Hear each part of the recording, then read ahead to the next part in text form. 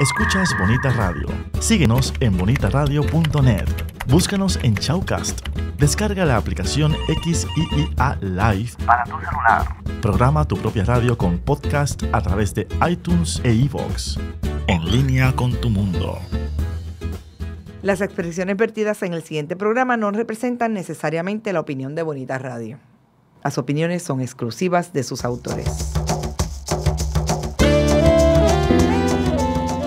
Bienvenidos a Puerto Crítico, un puerto seguro para la crítica, desde el amor y la alegría, desde el compromiso y la solidaridad.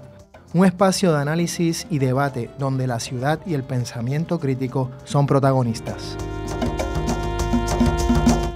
Bienvenidas y bienvenidos a Puerto Crítico. Estamos aquí en Bonita Radio en red global a través del internet y en este programa en Puerto Crítico en red translocal, ya que les habla Juan Carlos Rivera Ramos, alias Juanqui, desde San Juan de Puerto Rico, y Miguel Rodríguez Casellas desde Sydney, Australia. Miguel, hoy te escucho tosiendo un poquito, pero sé que estás ahí. Tengo voz de ultratumba, pero nada, el comienzo de un catarrito, pero estamos aquí, interesadísimos en el tema. Muy bien, muy bien. Y sé que, bueno, te mandamos desde acá para que te mejores pronto. Con nosotros está una persona que nos parece es un protagonista en lo que es el periodismo ecológico, crítico, ambiental, desde hace muchos años. Yo recuerdo leerte en los 90 en el periódico Claridad, cuando muy poca gente escribía sobre estos temas. Y nos interesa dedicarle al programa, entre otras cosas, a los debates al interior de la izquierda en América Latina, específicamente los debates sobre el extractivismo y el postdesarrollo, por llamarle de una manera. También nos interesa saber sobre tu nuevo trabajo, el libro El Gran Juego de Ajedrez Botánico, escrito sobre biotecnología y agroecología. Y cuando hablo de tú me refiero al periodista, otra vez, periodista ambiental, entre otras cosas, Carmelo Ruiz Garófalo. Bienvenido, Carmelo. Ruiz Marrero. Perdón, Ruiz Marrero. Ay, confundí con el otro Carmelo. Sí, exacto. Mala mía. Bienvenido. Gracias a ambos, a Miguel y a Juan, a Sixto por su trabajo técnico y a Bonita Radio. Y saludos a toda la gente que nos está escuchando en diferentes partes del mundo. Yo estuve anunciándolo por Facebook y varios compañeros de Ecuador y de Bolivia rápido le dieron like en Facebook, así que me imagino que estarán descubriendo este proyecto radial ahora mismo. Muy bien, Carmelo. Estuvimos una vez contigo hace un tiempo atrás, un año y pico, y estábamos hablando, entre otras cosas, de las diferentes economías. Tú haces una crítica, me parece, muy provocadora de la crítica keynesiana. Y también pues has presentado diferentes temas relacionados a las economías ecológicas. Hoy, entre otras cosas, quisiéramos tal vez comenzar con los debates precisamente al interior de las izquierdas latinoamericanas y mundial. Y el tema no viene de la nada. Hace poco en un blog apareció una crítica de parte de un pensador muy importante, Gudinas, que es uno de los teóricos, digamos, y analistas más importantes en todo el debate ecológico y de extractivismo en América Latina, haciendo una crítica a David Harvey, un poco hablando sobre el eurocentrismo que existe y la celebración que existe sobre trabajos como el de Harvey, entre otros, cuando vienen del norte, y que de alguna manera no toman tan en serio a los autores latinoamericanos. Exacto. Y que trabajan con temas fundamentales como la crítica al extractivismo. Exacto. Críticas que no están muy presentes pues, en los trabajos marxistas de Harvey, entre otros.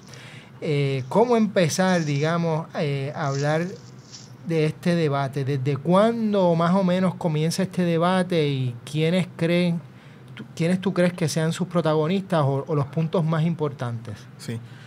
Bueno, hay varias aristas de ese nuevo pensamiento ambiental, el pensamiento crítico ambiental, o como le dice Martínez Alier, simplemente pensamiento ambiental latinoamericano. Y hay varios referentes, de hecho algunos no son latinoamericanos. Un pensador bien importante y conocedor de esta problemática en América Latina es Joan Martínez Salier, quien es catalán. Tuve el gran gusto de conocerlo en Ecuador hace un par de meses y ha escrito mucho sobre el tema y ha polemizado mucho, pero también pensadores latinoamericanos relativamente nuevos, por ejemplo Alberto Acosta, quien es ecuatoriano, fue presidente de la Asamblea Constituyente de Ecuador, o sea que legalmente él es el principal autor de esa constitución que es de avanzada en la protección ambiental y participación ciudadana. Acosta después se tornó en contra del gobierno, en contra de Rafael Correa y se unió a la oposición ecologista, corriendo como candidato ecologista de izquierda a la presidencia de Ecuador en 2013. Él ha escrito varias cosas. Su manifiesto ecopolítico se llama La maldición de la abundancia, en el que él va en contra del grano de lo que han dicho los grandes pensadores desarrollistas. Él dice que la abundancia en recursos naturales realmente lo que ha sido es una maldición para los países en desarrollo. También de Uruguay tenemos Eduardo Gudinas, Raúl Sibeki, que también desde la ecología social han hecho aportes bien importantes y bien frecuentes. Maristela Svampa, que es de Argentina, y organizaciones como el CEDIB en Bolivia. En Ecuador tenemos Acción Ecológica, que tiene ya casi 30 años produciendo documentación y manejando campañas y haciendo vanguardia en lo que se considera la economía ecológica. Es importante mencionar la ecología política, que es básicamente ver la ecología dentro de las relaciones de poder, de opresión y privilegio. En Chile tenemos a Manfred Max Neff, que también ha hecho aportaciones desde la economía, ¿cómo decir?, lo contrario del ortodoxo, la economía alternativa. En Argentina hay un colectivo bien importante. Ellos producen unos textos ahí bien barrocos. Hay que meterle mano, hacer el esfuerzo para leer lo que es el Grupo de Reflexión Rural. Y ellos también hacen una crítica así de vanguardista a los procesos de destrucción ambiental y cuáles son las dinámicas políticas y sociales que están. Pero hay muchos, están creciendo y se están dando simposios y conferencias y textos. Un vehículo importante para estos nuevos discursos es la Facultad Latinoamericana de Ciencias Sociales, cuya sede es en Quito. Y de hecho Alberto Acosta es parte de la facultad ahí, al igual que el señor Martínez Salier. En Europa se le conoce a estas corrientes mayormente como decrecimiento, decroissance. Pero para traducir eso a la realidad de América Latina, que ha sido tan empobrecida, pues en la escuela de pensamiento se le dice usualmente post-extractivista, que ahora está en un curso de colisión y de conflicto con las izquierdas que están gobernando en Sudamérica. Hasta ahora, estamos hablando, por ejemplo, de los gobiernos de Ecuador y Bolivia, que han hecho muchos alardes de protección del ambiente y antiimperialista y todo eso. Y desde hace ya unos cuantos años han estado en curso de conflicto y guerra con los ambientalistas, con los pueblos indígenas, porque están sosteniendo sus proyectos políticos sociales, acelerando la extracción de recursos naturales. Que eso es una receta inevitablemente para el conflicto, porque tienes que meterte en áreas donde vive gente. Correcto. Y usualmente son las bases políticas de estos proyectos. Pero estos gobiernos han reaccionado a las críticas de manera bien intransigente, inclusive burlona. El presidente de Ecuador, Rafael Correa, el vicepresidente de Bolivia, Álvaro García Linera, han sido bien pedantes. O sea, ha sido a nivel de descartar cualquier crítica porque es posmoderna, porque le hace juego al imperialismo, porque es de derecha, porque es financiada por intereses externos. Pepe Mujica también, que ese fue el jefe de Estado más querido del mundo, me atrevo a decir. Él también decía unas cosas totalmente desacertadas sobre la problemática ambiental, que se nota que él no conocía nada, ¿sabe? Discursos y argumentos trillados en contra de la protección ambiental.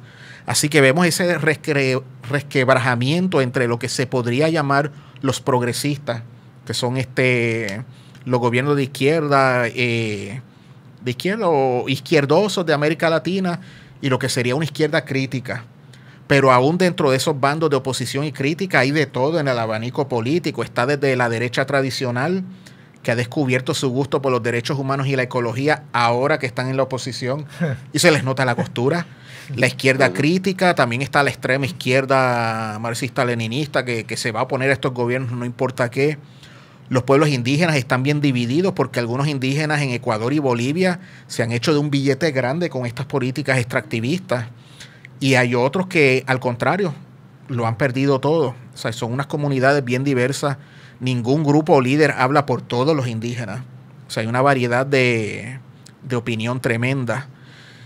Y ese es el conflicto y el problema es que por acá en Puerto Rico pues se idealice o se homogenice o se pinte con una brocha demasiado ancha, lo que es una realidad bien pero que bien complicada, porque sabes como aquí en Puerto Rico o algo es la hostia o es una porquería y no hay gradaciones, no hay áreas grises y eso hace difícil una discusión, que yo he regresado a Puerto Rico y por supuesto hay sectores políticos, incluyendo uno color turquesa, que ha mirado mucho hacia Ecuador y Uruguay, ¿sabes? Siguiendo el modelo de Collado Schwartz de soberanías exitosas, presentar a Ecuador y Uruguay como estos modelos que Puerto Rico debe seguir.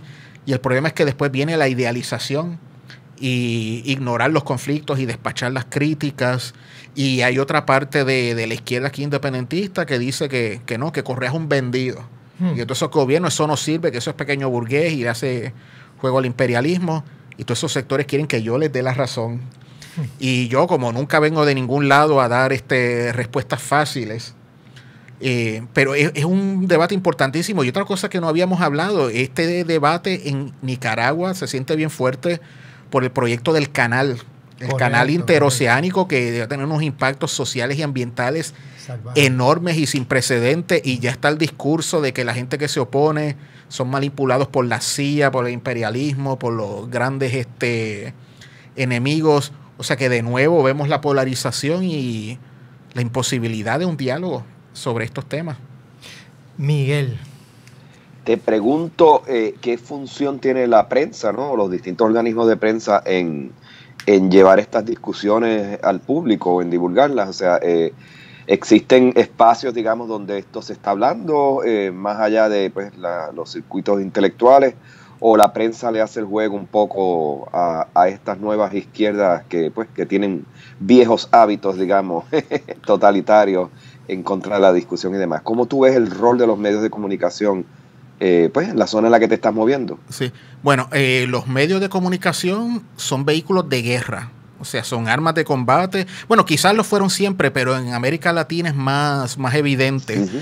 En Ecuador, por ejemplo, yo me levanto todos los días, o sea, yo estoy viviendo ahí desde enero, y además del café compro el diario de la izquierda, que es oficialista, y el diario de la derecha, que es de la oposición.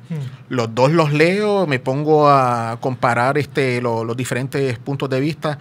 Vamos a decir que cada uno de ellos tiene una mitad de la verdad distinta, pero a veces ambos se separan de la línea de partido y dicen cosas ahí fuera de sus libretos. Pero hay una prensa que podríamos llamar bolivariana, que se ha hecho la misión de defender a capa y espada todo lo que hagan los gobiernos progresistas bolivarianos, lo cual está bien si los gobiernos están bien, pero si están mal, pues ya eso es un problema. Y es la tendencia esta a tirarle lodo a la oposición, cuestionar sus motivos. Y de hecho, algunos sectores de oposición definitivamente son fantoches. Algunos son financiados por intereses externos, pero no todos. O sea, eso sería una generalización burda. Si hay un medio muy bueno en Ecuador que es bilingüe, se llama La Línea de Fuego, que se ha tomado la tarea de presentar diferentes puntos de vista en el mismo vehículo. Es bien bueno lo que hacen. También en inglés está Upside Down World, que es más alineado con los ecologistas y con la izquierda crítica. Yo he escrito para ellos, eso es mayormente en inglés. Pero en todos los países hay una polarización tremenda, hay una necesidad bien grande de diálogo, y todo el mundo tiene un hacha que amolar. O sea, no es cuestión de abanderarnos y decir que este está bien y el otro es un maldito, porque también desde los bandos ecologistas tú ves que hacen unas cosas que en Puerto Rico no se vería nunca. Por ejemplo, sin decir nombres, agrupaciones que dicen que son ecologistas y participan en marchas políticas y dicen de arriba abajo que son no partidistas. Y tú haces eso en Puerto Rico, primero te cae encima el IRS, te cae encima Hacienda. O sea que todo el mundo ahí tiene un hacha que amolar. Por eso lo que yo he hecho y lo que recomiendo a todo el mundo es ir, cuando uno vaya a estos países, con la mente más abierta posible, no hablar, recoger toda la literatura de todos los bandos y ponte a leerla, porque de una semana a otra va cambiando tu entendimiento. ¿Sabes? La historia de todos estos países es bien complicada. O sea, es muchas cosas que por acá pues no sabemos, pero que tienes que haber estado unos meses en el país para enterarte de esto y de lo otro. Pero definitivamente los medios están bien polarizados, están bien conscientes de su función política. Está claro, la derecha tradicional alineada con la Sociedad Interamericana de Prensa, que es tirarle a estos gobiernos, no importa si están bien, porque están mal aunque estén bien. Pero es básicamente eso, ir con los ojos bien abiertos y no asumir posiciones de antemano ante todos estos conflictos que están creciendo. Con eso vamos a una pausa y regresamos a Puerto Crítico.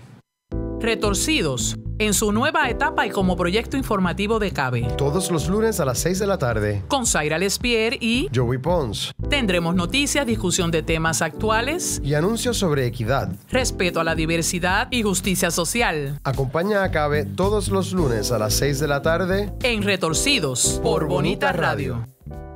Se mira con las manos y se toca con los ojos. Veo.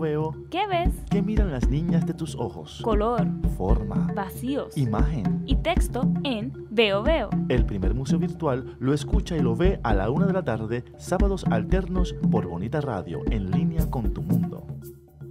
Nunca fue tan divertido estar en fila. El foro que propone la discusión sobre el séptimo arte tiene su espacio en la radio web.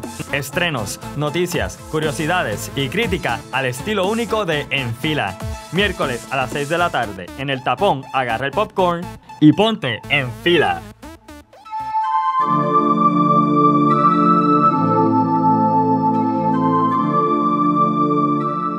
La vía al crecimiento es universal. Gisela López abre un espacio para que puedas tener acceso a los temas de la espiritualidad desde sus distintas manifestaciones. 2 miércoles al mes a las 7 de la noche. Por aquí, por Bonita Radio, en línea con tu mundo.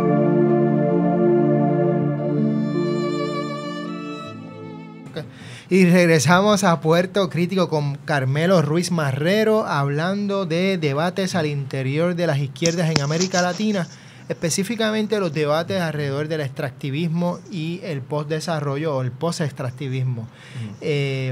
Carmelo, hace poco escribiste un artículo afinando, digamos, elaborando sobre precisamente ese debate que hay en algunas izquierdas y algunos gobiernos en América Latina, sobre todo en el Cono Sur, y que hacen una crítica directa en contra de, y bastante generalizada, en contra de las organizaciones no gubernamentales, las ONG. ¿Podrías hablar un poco sobre esto? Porque me parece que al fin y al cabo también tiene una relación, pudiera tener una relación con Puerto Rico, porque a veces se piensan en las organizaciones sin fines de lucro y lo que se llama el tercer sector como si fuera una cosa homogénea.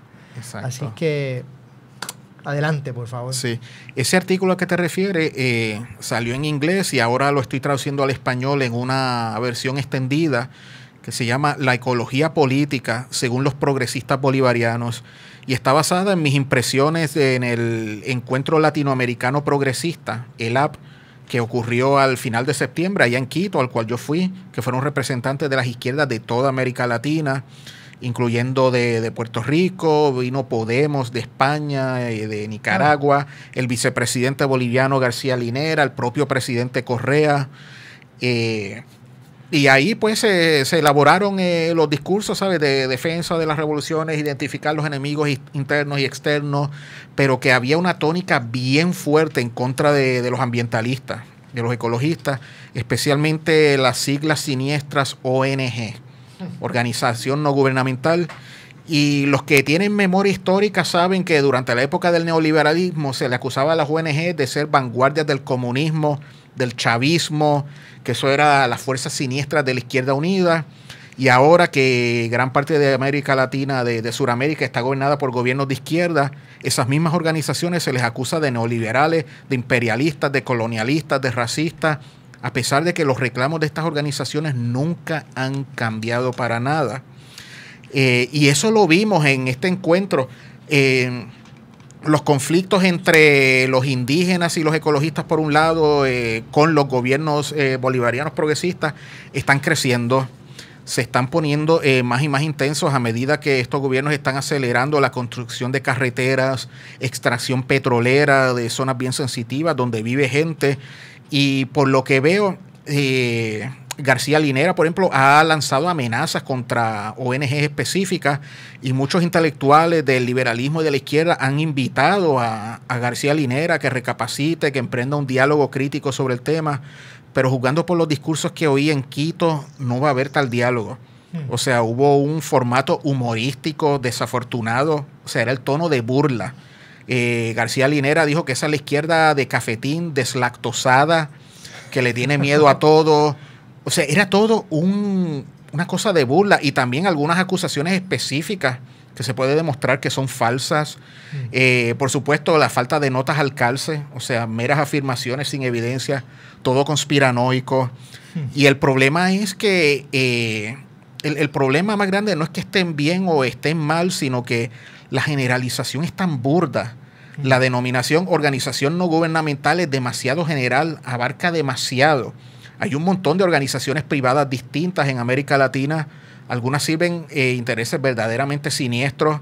Hay otras que son inofensivas, y ese es su problema, que hacen un trabajo tonto que parece que son programas de creación de empleo para algunas personas en países acomodados para poder...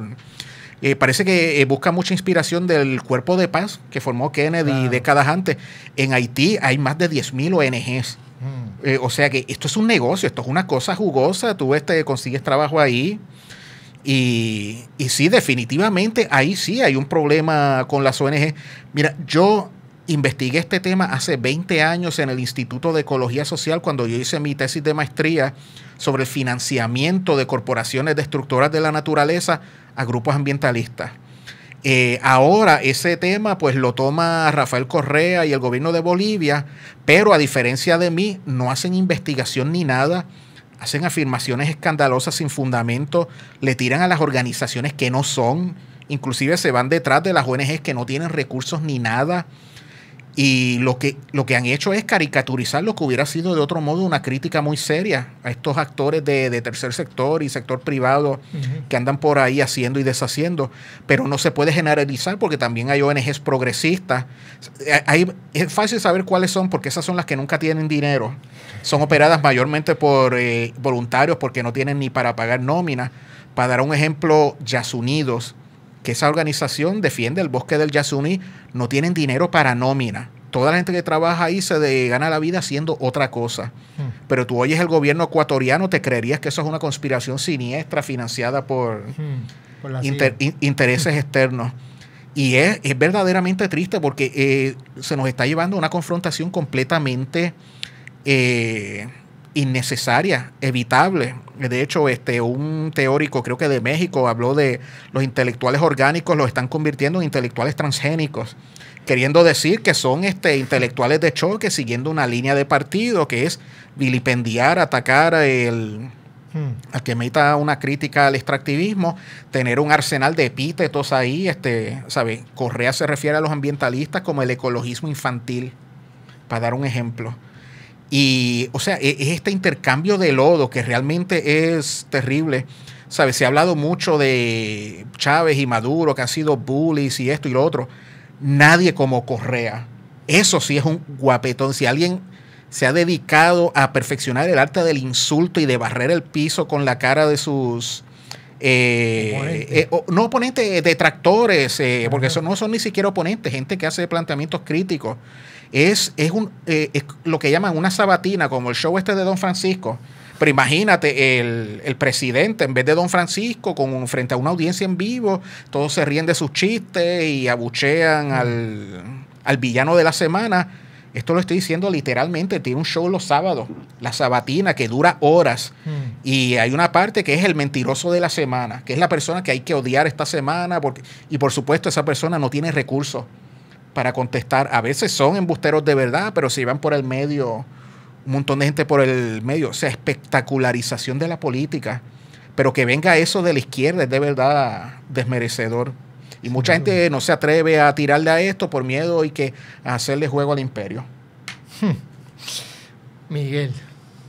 Te pregunto, desde la crítica, digamos, post-extractivista, y lo digo porque tú sabes, acá en Australia pues que son realidades paralelas en términos de que también es un país que depende de la extracción de recursos materiales, pues que distribuye entre las potencias en pleno desarrollo, algunas pues como China, que es donde está el mercado más grande acá y demás. Se escucha muy poco acá de alternativas a ese modelo, se convierte en una especie de sentido común, status quo, y pues la crítica que hacen también algunos de los que representan al modelo o al status quo es que hay una crítica, pero no se proveen alternativas. ¿Existe algo de ese señalamiento? O sea, desde una perspectiva honesta, no maliciosa, hacia todo lo que se define en el espectro de lo alternativo, o sea, de que sí está clara la oposición, la resistencia, o el comentario crítico incluso a gobiernos que uno pudiera tener simpatías con ellos inicialmente, pero no hay unas alternativas, no se definen pasos a seguir, procesos específicos de cómo se hacen las cosas de esas otras maneras.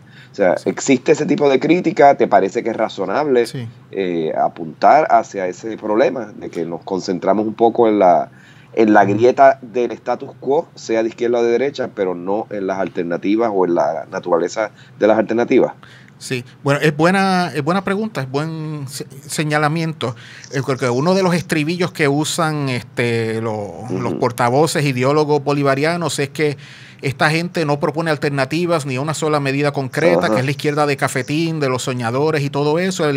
Como es la izquierda romántica, le dice Correa, pero eso solamente lo pueden decir ellos si ignoran toda la literatura que se ha desarrollado, especialmente en los últimos años, desarrollando un discurso, metodología y alternativas post-extractivistas. Por ejemplo, el encuentro progresista tomó lugar en Quito al final de septiembre. Una semana después, en otra parte de la ciudad, en la Facultad Latinoamericana de Ciencias Sociales, ya yo hace un par de días me había ido, no pude ir a esto, hubo la presentación de un libro nuevo. Pueden buscarlo en internet, quizás lo vayan a distribuir gratis. Se llama La osadía de lo nuevo, que es escrito por un equipo de colaboradores, economistas y ecologistas, afrontando la problemática del extractivismo y planteando alternativas. Yo estoy seguro que ningún partidario del partido de gobierno estuvo ahí, pero ese es un ejemplo. Yo, de hecho, quiero aprovechar la oportunidad. Yo tengo un blog donde cubro todos estos debates. Antes que se me olvide, es el Monitor de Energía y Ambiente de América Latina. La dirección es monitorenergiayambiente.blogspot.com. También hay otro documento que salió de varios autores más o menos en la misma semana, y lo puedes bajar en PDF de mi blog, que va por la misma línea y tiene varios de los mismos colaboradores. Creo que es el primer ejemplar de una revista nueva hecha por la Fundación Heinrich Bell o la Fundación Rosa Luxemburgo, se me olvida, pero les puedo enviar el enlace, que también tiene más textos escritos por economistas y académicos y con gente de experiencia de gobierno, hablando de cómo estos países poquito a poquito, que no puede ser de la noche a la mañana, empezar a salirse de ese camino pegajoso del extractivismo, porque el problema es que estos gobiernos están equivocados cuando dicen que el extractivismo es solamente una técnica. Como demuestran los críticos, el extractivismo crea su propio establishment de gente que empieza a depender para sus fortunas personales de que ese sistema siga. Pobres y ricos, porque empiezas a usarlo para financiar programas sociales que son paliativos para la pobreza, pero no le ponen fin. O sea que tienes que seguirlos financiando todo el tiempo. Pero sí existen alternativas. De hecho, los autores que yo dije al principio, quisiera que la audiencia los buscara en Google y en el blog mío, porque han escrito bastante. Pero la crítica, la contracrítica de estos gobiernos es circular. O sea, si no provees alternativas, te lo sacan en cara. Si te la pasas escribiendo, proponiendo alternativas, entonces eres un diletante y un soñador, alguien que se la pasa escribiendo. Con esta gente no hay manera de quedar bien. O sea, si bogas, palo. Si no bogas, palo. Pero sí existen. Esta gente desde América Latina ha estado escribiendo y desarrollando alternativas junto con los grupos indígenas y con la gente pobre. Es también lo que llaman la ecología de los pobres. Eso es bien importante y eso se está desarrollando en América Latina. Hay algunas formulaciones bien concretas, como por ejemplo la agroecología, que es distinto de la agricultura orgánica, esta capitalista de los acomodados, sino que son conjuntos de metodologías creadas desde la ecología y desde la visión de mundo campesina. Eso empezó en Centroamérica. De hecho, el cronista número 1 de la formulación de esas metodologías es un boricua, bueno, es norteamericano de origen boricua, que es Eric Holt Jiménez, que presenció esto. Y eso vino de la gente más y más pobre. ¿Cómo tú haces agricultura ecológica con el ambiente cuando tienes un capital de 0?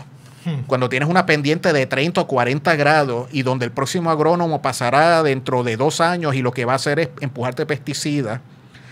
Y eso es todo un movimiento en América Latina. Yo estudié agroecología en Medellín hace un par de años y es tan movimiento social como técnica agrícola y disciplina académica. O sea, desde la agricultura tenemos la agroecología, la soberanía alimentaria que viene de los movimientos campesinos, y a nivel de economía y de recursos y de sociedad, pues están las alternativas post-extractivistas que están viniendo de sectores de avanzada en la academia latinoamericana. Con eso vamos a una pausa y regresamos a Puerto Crítico. Chico, ¿qué tú haces? Aquí, a punto de ganar una subasta por internet. ¿Una subasta? Sí, chico. Voy a completar mi colección de figuras de acción en pocos segundos. No. Chico, ¿qué pasó? ¿Qué pasó? Otra vez se cayó el internet. ¡Qué chavienda! Ay, Dios mío. Buzzer, la nueva técnica que ofrece estabilidad al Internet con planes residenciales desde $19.95 y comerciales desde $59.95. Llámanos hoy al 200-3535. Buzzer Wireless Network. Dale estabilidad a tu Internet. Soy el licenciado José Ariel Nazario y les invito todos los miércoles a las 10 de la mañana a escuchar el análisis legislativo único, política, sociedad, economía y temas de actualidad de nuestra realidad puertorriqueña. Recuerde, La Previa, todos los miércoles a las 10 de la mañana por Bonita Radio, en línea con tu mundo. En esta casa todo habla de Viveca. Cada detalle es lo que da vida a esta casa y, más aún, lo que hace de esta una especial. Drama Oral presenta Viveca Vive. En esta casa todos estamos locos. El amor y la locura son los motores que hacen andar la vida.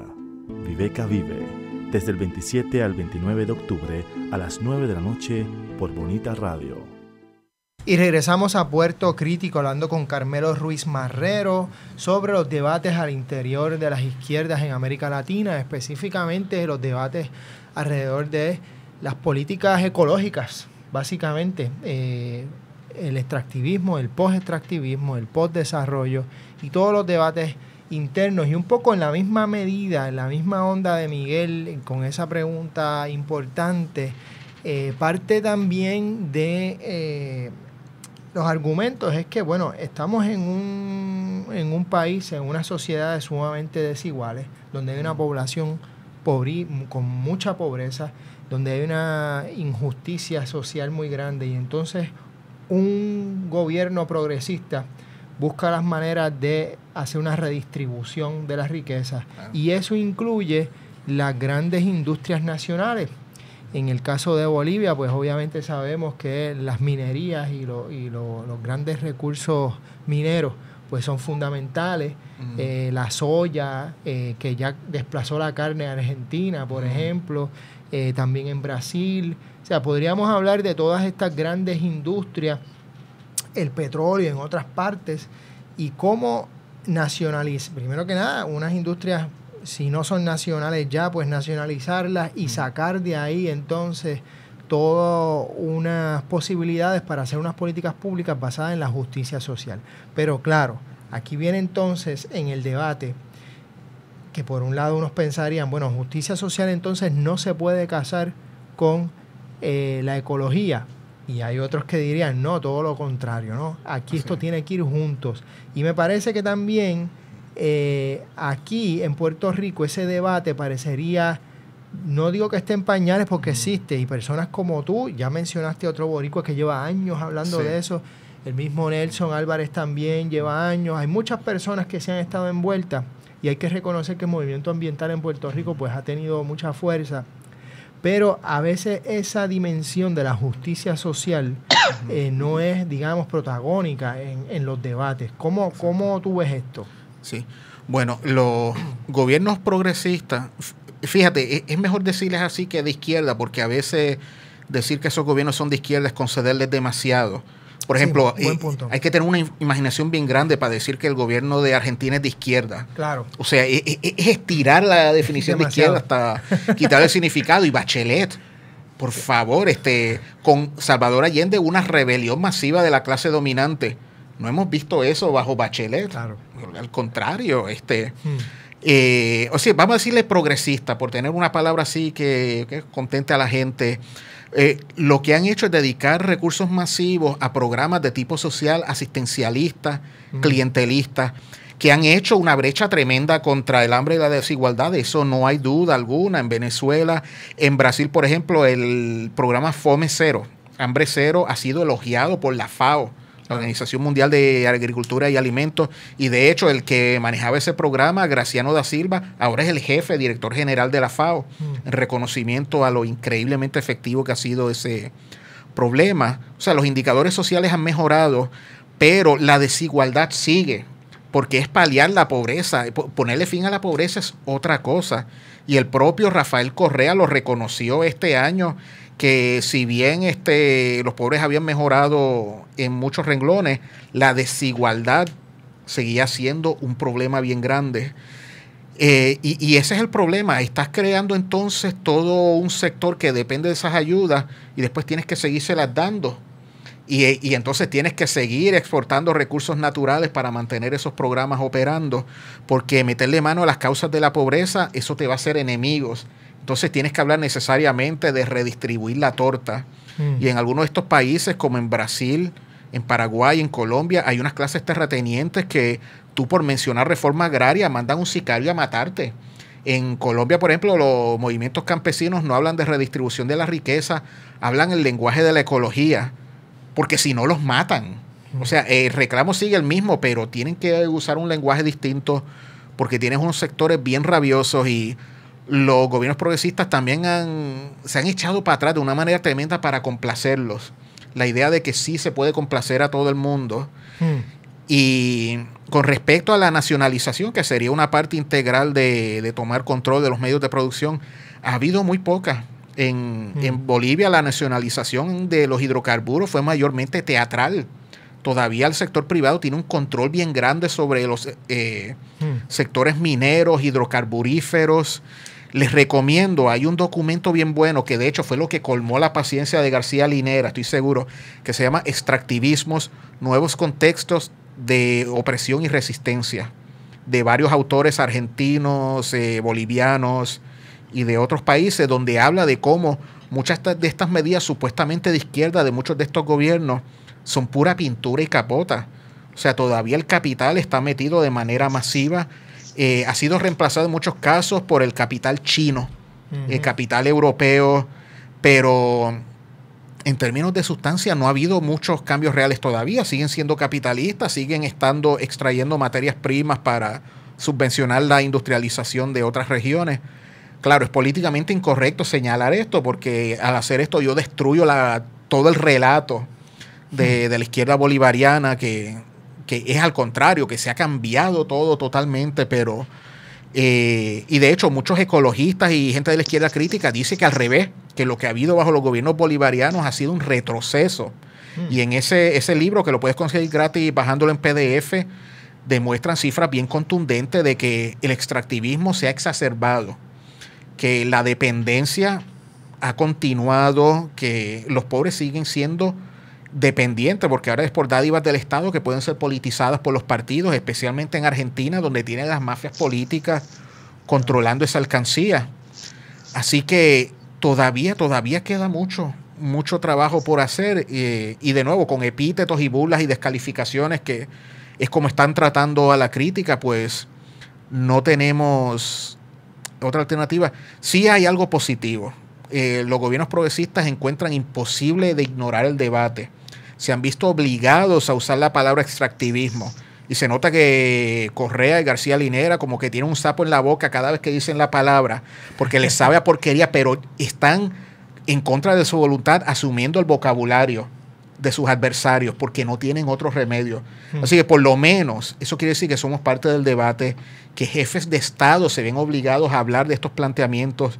Es un paso hacia adelante. Así que en ese sentido sí veo que es positivo. No sé a corto plazo qué va a pasar, pero ya veremos, porque de ese debate depende el futuro de todo este proyecto bolivariano y de izquierda. Y no creo que con un simple cambio electoral esto va a cambiar, porque esta matriz extractivista es mucho más grande que un presidente, que un partido. Va más allá de las dinámicas de izquierda y derecha. Tienes, por ejemplo, el caso de la soya transgénica. Es triste decirlo, pero las exportaciones de soya transgénica son las que pagan en gran parte por las políticas sociales en Uruguay, Argentina y en Brasil, que son gobiernos considerados de avanzada. O sea que tú tienes transnacionales como Monsanto y mineras y petroleras que han podido colonizar todos los bandos políticos, de manera que si hay algún cambio de gobierno, sus intereses no estarían muy afectados. Miguel. Wow. Importantísimo escucharte, obviamente, porque los mensajes nos llegan acá en Puerto Rico de una forma muy polarizada y no se da, digamos, estos matices que son necesarios y hay que traerlos, y qué bueno que estés aquí con nosotros. Pero te quería traer un comentario un poco, es la segunda vez que lo mencionas, cómo se da esta codependencia entre la crisis permanente, la precariedad como estado permanente y el propio estado de izquierda, digamos, que viene a paliarla, a resolverla, a atenderla. ¿No te parece que hay algo parecido en los mecanismos de las ONGs? Que no queremos generalizar, pero que sí, que se vive un poco de la tragedia permanente y que realmente el cambio estructural no es lo que les mueve, sino un poco que hay una especie de conveniencia y de instinto de sobrevivencia en mantener la crisis permanente en el discurso, pero también en la práctica. ¿Cómo tú ves eso? Sí, eso es muy buena observación, y de hecho creo que fue hoy mismo que salió un artículo en Counterpunch, que es el boletín de izquierda de Estados Unidos, donde no me acuerdo del título, pero creo que salió hoy, que básicamente plantea que ninguna ONG sirve para nada y que el modelo entero de ONG no sirve para nada, y te va explicando por qué. Quizás generaliza demasiado, pero es un texto bien interesante y usa Haití como ejemplo de cómo un montón de gente privilegiada de países acomodados han hecho una carrera metiéndose en Haití para administrar ayudas, y se sabe que gran parte de ese dinero de ayuda ha sido para pagar consultores y salarios. De hecho, creo que fue hoy o ayer, Democracy Now! Empezó a investigar el donativo de $500 millones del nene Zuckerberg de Facebook, que salió, que era para transformar la educación en asociación con Bill Gates, y resulta que casi todo eso se fue en salarios de consultores y expertos. O sea que aún dentro de Estados Unidos, desde los 60 se habla de los poverty pimps, los chulos de la pobreza, que la mejor manera de hacerte rico es ayudando a los pobres. Te echas el dinero en el bolsillo. Yo creo que hasta hubo un episodio de Sopranos que habla de eso, de todo el racket que era usar dinero de interés social. Pero a nivel mundial, las ONG definitivamente es casi una comedia mala, porque se gastan cantidades masivas, usualmente en proyectos tontos que no atienden para nada las necesidades básicas. Tienes, por ejemplo, Holanda financiando consultorías en agricultura orgánica en Colombia para desarrollar cultivos para exportar a Holanda. Explíquenme qué beneficio hay ahí para los colombianos. Es todo un traqueteo. O sea, no se puede, ¿verdad?, generalizar, pero ¿qué fundación financiaría una investigación crítica sobre esto? Porque estarían investigándose a sí mismas. Hay muchos gobiernos metidos en esto y hay un montón de intereses. Por ejemplo, uno es deshacerse de jóvenes problemáticos. Un nene problemático en Holanda, Alemania, Estados Unidos o Canadá, mándalo a Haití para que ayude a los pobres y deje de molestar. Y por ahí sales de un sector de la población que está desempleado y lo mandas por ahí a kayakear en Perú y dejan de causar problemas. Pero es todo una metodología. Esto tiene mucho que ver, estoy seguro, con la Alianza para el Progreso que desarrolló Kennedy hace décadas atrás, que involucraba también muchos actores del sector privado, involucrando el sindicalismo, los sectores gremiales, científicos, estudiantiles, religiosos y de todo. Y realmente es una matriz creadora de empleo bien importante. Mucha gente de la intelectualidad boricua y de Estados Unidos no se van a poner a criticar esto que estamos hablando, porque ahí es donde van a ir a buscar empleo, y a veces es una disyuntiva entre trabajar en Subway haciendo sándwiches o conseguirte un trabajo con una ONG. Así que hay muy poca gente dentro de la intelectualidad dispuesta a mirar críticamente ese sector, pero definitivamente amerita investigaciones, porque estoy seguro que una vez que investigas eso, mucho de lo que ocurre en América Latina de repente sería bien clarito, fácil de entender. Pero de nuevo, lo que preguntas, a duras penas se ha hecho investigación sobre ese asunto en particular. Con eso vamos a una pausa y regresamos a Puerto Crítico. Cambiar libros por pañales es la realidad de muchos de nuestros jóvenes. El embarazo en adolescentes es el tema de la radionovela juvenil Sueños Rotos. Jessie, ¿sí? ¿Me das un beso? Ronnie, ¿aquí en la calle? Sí. No juegues. Oye, sí somos novios. Le invitamos a escuchar una producción de radialistas apasionados y apasionadas con el apoyo de la Fundación IVOS, Sueños Rotos, a las 9 de la noche por Bonita Radio. Chico, ¿qué tú haces? Aquí, a punto de ganar una subasta por internet. ¿Una subasta? Sí, chico. Voy a completar mi colección de figuras de acción en pocos segundos. No. Chico, ¿qué pasó? ¿Qué pasó? Otra vez se cayó el internet. ¡Qué chavienda! Ay, Dios mío. Buzzer, la nueva técnica que ofrece estabilidad al Internet con planes residenciales desde $19.95 y comerciales desde $59.95. Llámanos hoy al 200-3535. Buzzer Wireless Network. Dale estabilidad a tu Internet.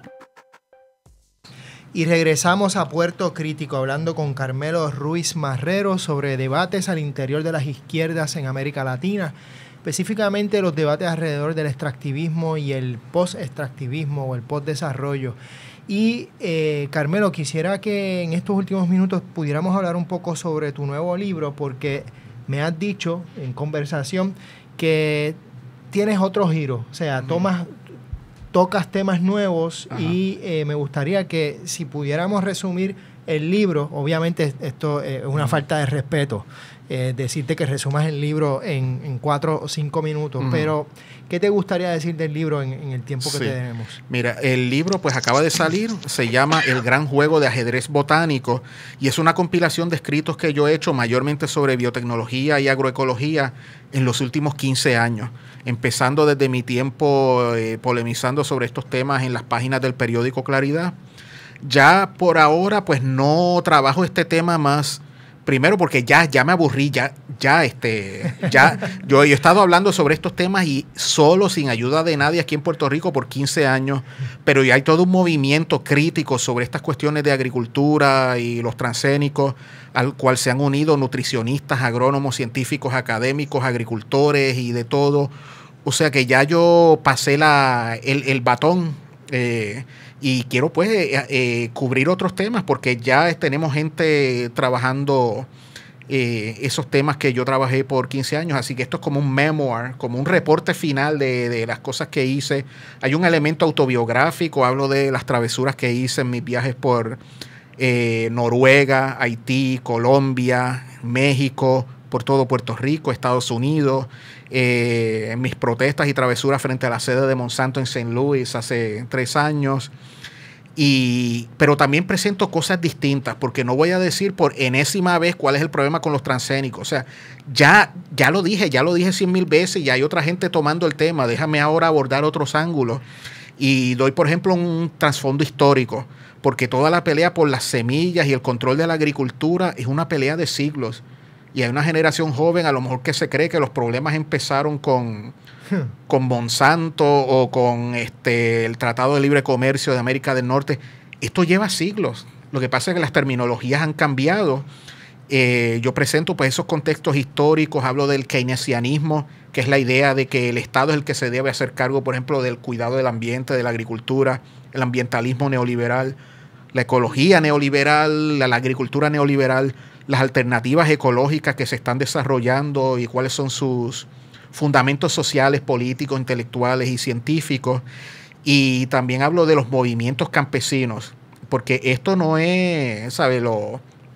La gente acomodada no es la única que está metida en esto. Esto es un movimiento bien diverso, incluye también pueblos indígenas, movimientos campesinos que luchan por la redistribución de la riqueza.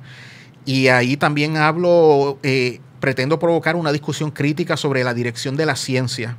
Y eso es bien importante porque ahora acaba de salir que Exxon sabía todo acerca del calentamiento global hace 30 años. Esto no es poca cosa. Y sabemos que las compañías tabaqueras sabían el daño que hacían décadas antes de admitir públicamente que su producto causaba cáncer. Y hay que bregar también con el concepto de conflicto de interés. Si un científico, por ejemplo, no recibe dinero de las industrias, pero trabaja en un instituto que depende de las industrias para su financiamiento, o sea que en lo personal él no tiene conflicto de interés. Lo difícil que es encontrar expertos que no tengan hilos o ataduras, que es realmente difícil porque a veces depende de la buena fe y de la palabra de honor de ese experto que se canta independiente. Así que hay que hacer una crítica a las premisas básicas de la ciencia, pero eso no quiere decir, y quiero hacer eso claro, no lo digo en el libro, pero lo digo aquí, yo no soy naturista, yo no soy de vegano, ni de estos vegetarianos dogmáticos, ni nada de eso, ¿sabe? Yo no abandono el método científico. Una cosa es criticar el método científico y señalar sus deficiencias, otra cosa es rechazarlo. Eso es algo completamente distinto, y en la Sociedad Científica Latinoamericana de Agroecología no se abandona ni se rechaza para nada el método científico. Hay que estar bien claro en eso.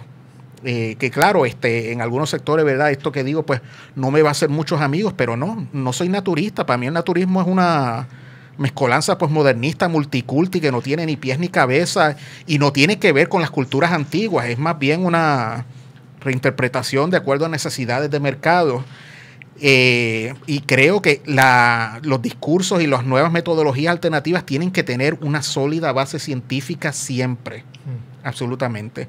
Básicamente eso. El libro ya se consigue en la librería Norberto González, La Tertulia en el Viejo San Juan y La Tertulia en Río Piedras, y también por Amazon.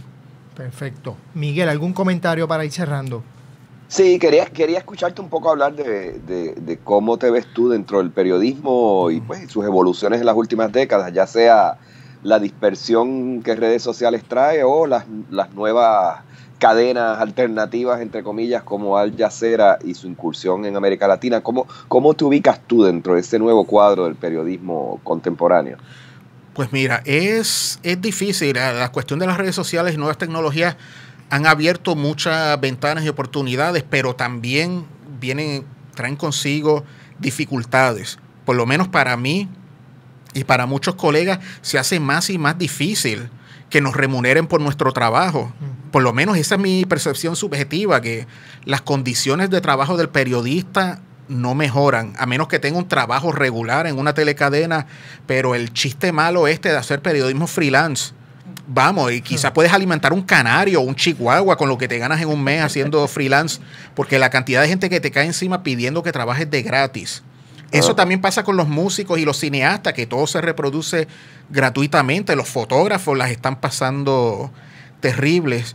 Pero por otro lado, hay vehículos nuevos que proveen perspectivas nuevas, contrarias al consenso de Washington, como Telesur, Al Jazeera, tenemos la televisión china, RT de Rusia, Hispan TV, que claro, ninguna debe ser vista como la verdad absoluta. Es cuestión de exponerse a perspectivas distintas. Pero como ha dicho Chomsky, el hecho de que haya más tecnología y más opciones no quiere decir que la gente sea más inteligente. Al contrario, con las redes sociales puedes hacer una cortina y eliminar en tu ventana personal perspectivas que no sean las tuyas. Es cierto que los progresistas usan el Facebook, pero los racistas y la derecha también lo usan. Claro. O sea que trae unas alternativas y posibilidades nuevas, pero también nuevas dificultades y peligros, especialmente en lo que se refiere a uno poder ganarse la vida haciendo esto. Y en ese campo de batalla también entra Puerto Crítico, y esperamos que estemos abonando, digamos, a un camino de crítica. Y te damos mucho las gracias por estar aquí con nosotros, Carmelo. Siempre es una maravilla tenerte Con tanta información y análisis. Miguel, un abrazo gigante, que te mejores pronto. Saludos. Nos vemos la semana que viene en Puerto Crítico. Escuchas Bonita Radio. Síguenos en las redes sociales, facebook.com/Bonita Radio, y participa del Thrift Chat y Creatividad Boricua 101. En Twitter, Bonita-Radio. En línea con tu mundo.